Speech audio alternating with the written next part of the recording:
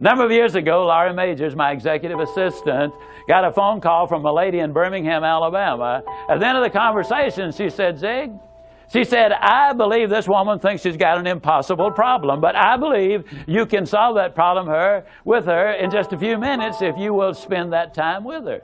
I said, well, Laurie, tell her to meet me backstage. I'll get there about 10 minutes early. My schedule was such that was about all I had.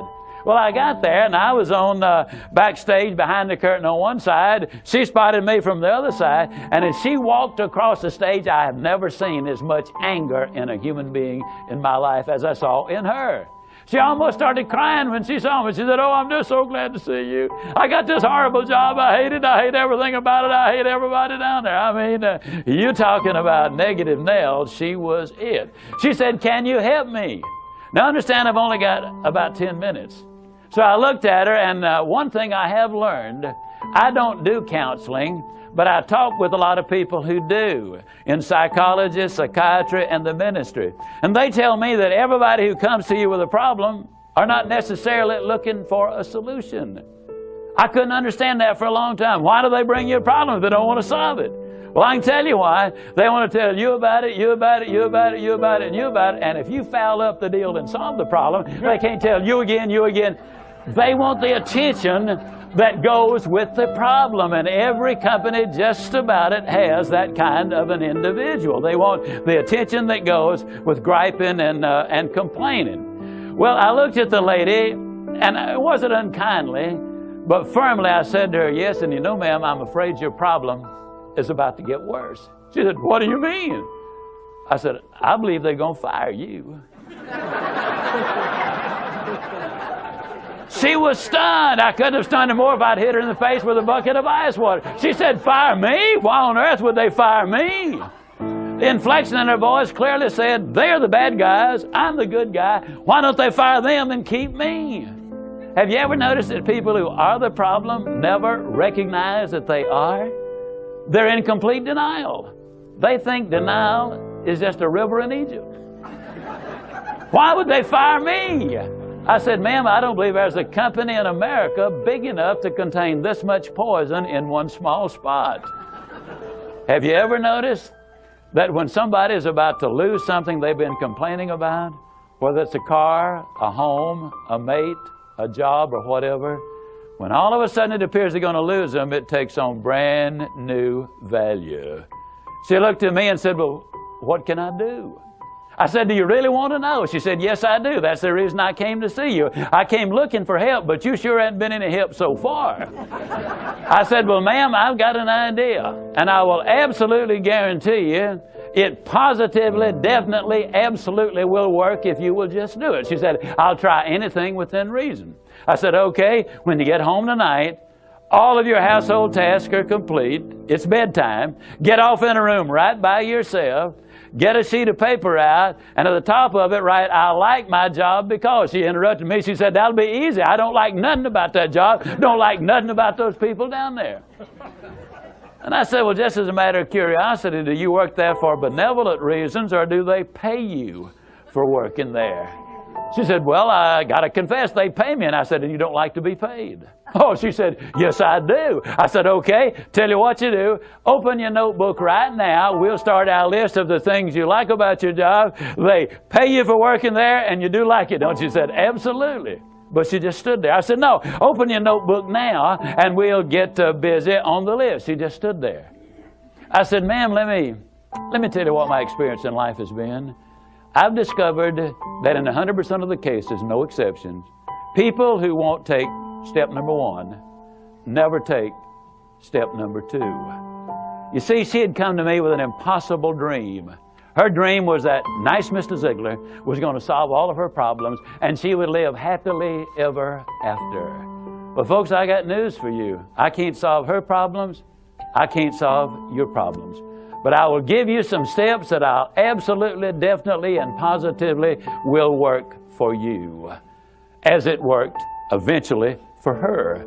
I said, well, ma'am, let me tell you something. Unless you're willing to take step number one right now, it's been nice talking with you. She angrily opened her notebook. Before we got through, there were 22 things she liked about her job. Not only did they pay her for working there, they paid her above average. She had 3 weeks vacation with pay. She had a retirement program. She was in on profit sharing. She had health insurance, life insurance, and accident insurance. She lived less than 10 minutes from home. She was in on management decisions. The company sent her to 3 seminars a year to be paid for. She had her own private office and parking place. 22 things that she liked about her job. Now I said, ma'am, when you get home tonight, everything is finished. Get off in a room right by yourself. Close the doors, change one word from I like my job to I love my job. Get in front of that mirror, and folks, I cannot say this strongly enough, but I'm going to try. The eyes are the windows of the soul. Look yourself in the eye, and with excitement and enthusiasm, say, I love my job because they pay me for working there. I love my job because they pay me above average for working there. I love my job because I have a wonderful insurance program. I love my job before every one of the statements. You will sleep better that night. You see, there's something hidden in what I'm saying to you now. When she says, I like my job, she's really saying, I'm grateful for my job. And of all of the emotions we can have, according to Hans Selye, the #1 stress specialist in America, the healthiest of all human emotions is gratitude. I said, you go down that list.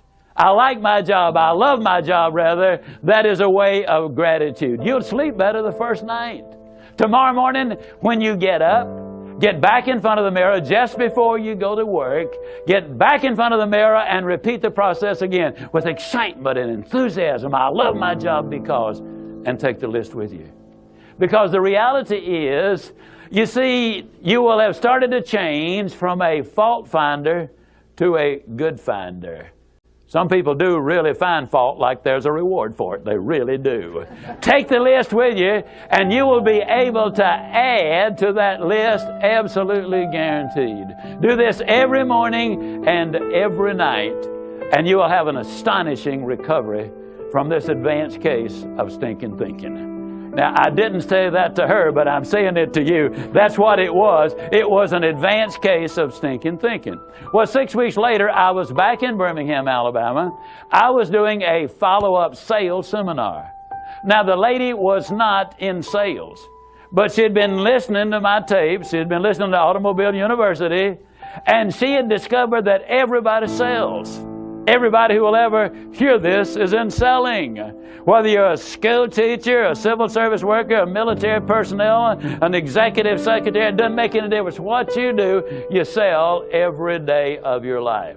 There she was at the sales seminar, seated on the front row, grinning so wide she could have eaten a banana sideways. I'm telling you, you're talking about somebody that was excited. She was turned on. I said, well, how you done? She grinned even more broadly and said, Mr. Ziglar, I'm doing wonderfully well, and thank you for asking. She said, you cannot believe how much those people down there have changed.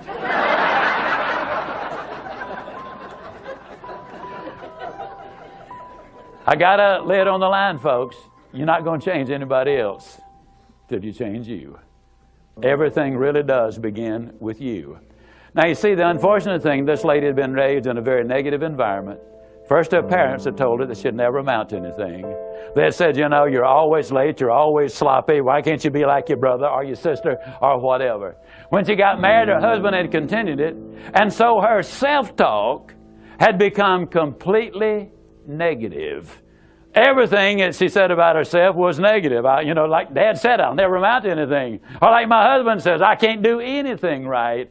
But when she started changing the input, then some radical changes. Whatever it takes to get you to try harder, read more, set your goals, and go for it. Here's the next attitude disease.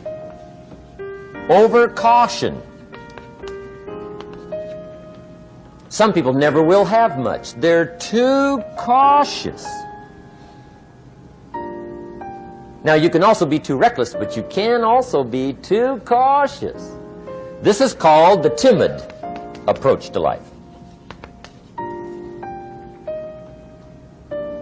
And my caution was always the risk. Risk used to drive me right up the wall. I used to say, what if this happens? It's called the language of the poor. What if this happens? And on top of that, if this was to happen, look at the fix I'd be in. I better not try.